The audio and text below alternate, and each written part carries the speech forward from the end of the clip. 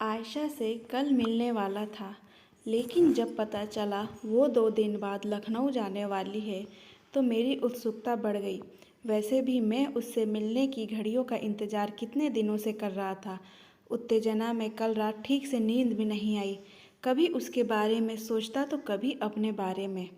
इधर मेरी डायरी के पन्ने भी उसके प्रति प्यार के शब्दों से भरने लगे थे।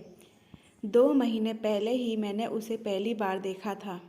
आकर्षक चेहरा, गोरा रंग, सादगी और चेहरे पर सौम्यता। पहली नज़र में मैं उसके प्रति ना जाने कितनी कल्पनाएं कर बैठा। ऐसा लगा जैसे मेरी वर्षों की तलाश पूरी हो गई। इस तलाश में खुशी, उदासी और संवेदना के बीच तन्हाई बोलने लगी थी। तन्हाई में सपनों का घरौंदा सजने लगा। उस दिन मैंने अपनी डायरी में लिखा, कल से आयशा की बहुत याद आ रही है। गंभीरता से सोचने लगा हूँ मैं उसके बारे में। उसके प्रति एक अजीब सी चाहत उभरी है मन में। उसका स्वभाव, संस्कार, शिक्षा, उसका सुंदर व्यवहार, ये सब इंद्रधनुष की तरह मेरे मन के आकाश पर छाने लगे हैं। उसे देखकर, उसके बारे में सोचकर मेरे मन में नई नई कल्पनाएं जागने लगी। अंतस में अजीब तरह की खुशी दौड़ गई जब मेरी हर सोच में आयशा शामिल थी। उसे देखने, उससे बात करने के लिए मैंने पूरी तरह मचलने लगा। उस दिन के बाद से अगली मुलाकात आयशा के साथ 4 दिन बाद हुई, जब उसे वाद विवाद प्रतियोगिता में प्रथम पुरस्कार मिला। मेरा मन बहुत खुश था। शायद बधाई देने वालों में सबसे आगे मैं ही था। सच पूछा जाए तो उसके करीब आने का एहसास इतना प्रबल था कि उसके ख्यालों की ताजगी से ही मेरा मन उत्साह और लगन से भरने लगा। सूर्योदय से पहले ही मैं मॉर्निंग वॉक पर जाने लगा। सूरज की पहली किरणों को उभरते देखकर ऐसा लगता जैसे वो सज धज कर मेरे जीवन में प्यार की नई रोशनी बिखेरती मुस्कुराती चली आ रही है। सोचता, इस चांदनी सी सूरत, फूलों जैसे चेहरे, ओसकन जैसे भाव और सूरज की किरणों जैसे व्यक्तित्व को क्या अर्पित करूं। उसके सामने जैसे सब कुछ फीका ही दिखाई देता। मैंने उसके लिए शब्द बटोरे, फिर उसके नाम को सजाया, आयशा। दीपावली के शुभ अवसर पर सा स्नेह वीरेंद्र सा स्नेह शब्द को मैंने बार बार पढ़ा। फिर सोचा सा प्रेम लिख दूं, लेकिन प्रत्यक्ष अभिव्यक्ति में संकोच हुआ। सा स्नेही मध्यम वर्गीय शब्द है जिसमें प्यार के अंकुरित भाव भी हैं और लोगों की नज़रों से बचने के लिए कवच भी। मैंने सा स्नेही लिखने रहने दिया। अपने शब्दों को उसे अर्पित करने के बाद भावों को मैंने सार्थक होते पाया। ऐसा लगा उसे मेरे ये भाव पसंद आए। धीरे धीरे विश्वास भी होने लगा कि उसे मेरा प्यार स्वीकार है। डूबता चला गया मैं आयशा के ख्यालों में। अब मैं नए सिरे से सोचने लगा। धीरे धीरे कल्पनाओं की तस्वीर को यथार्थ के रंग में रंगने की इच्छा बलवती होने लगी।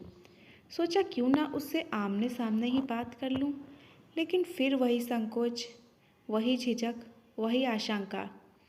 काफ़ी सोच विचार के बाद मैंने उसे पत्र लिखा।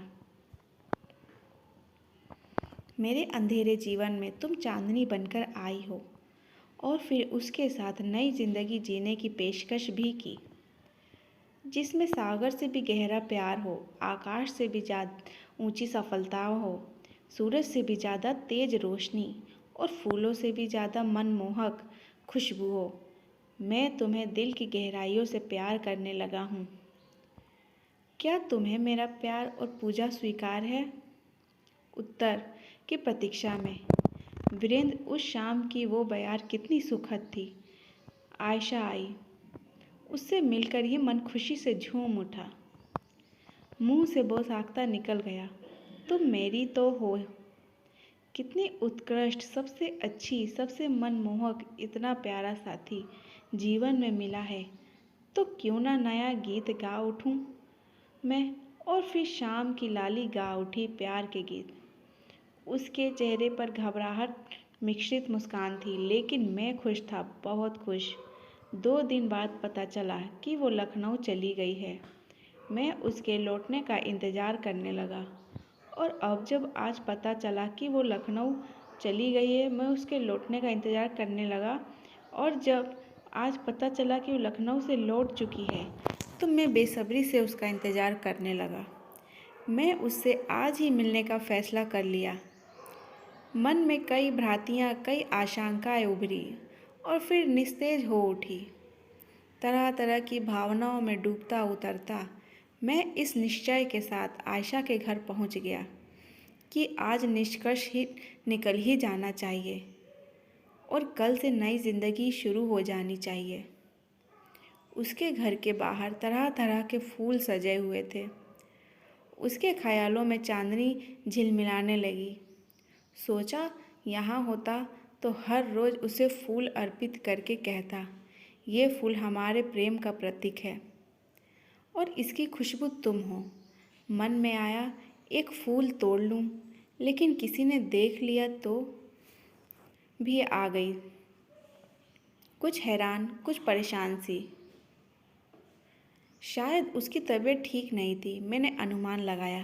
प्यार मोहब्बत की बातों में ऐसा होता है।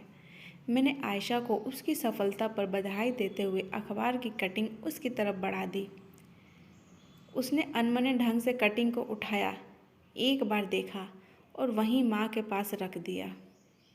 बड़ा ही विचित्र लगा उसका व्यवहार।